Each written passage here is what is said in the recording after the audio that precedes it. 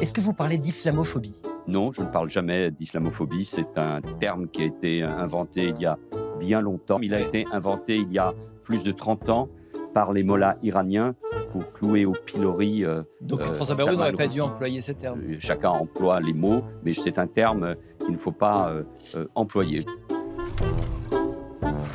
Alors, par où commencer? La naissance du terme islamophobie?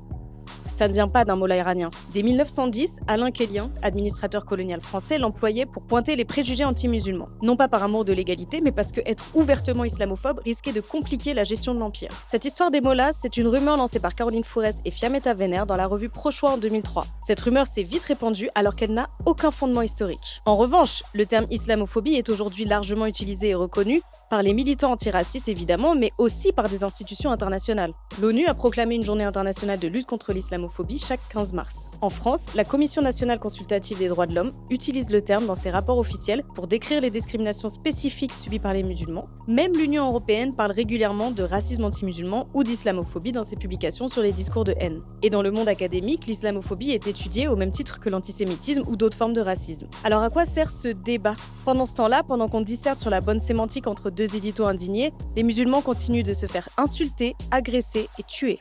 D'ailleurs, 79 actes anti-musulmans ont été recensés entre janvier et mars 2025, c'est 72% de plus que sur la même période en 2024.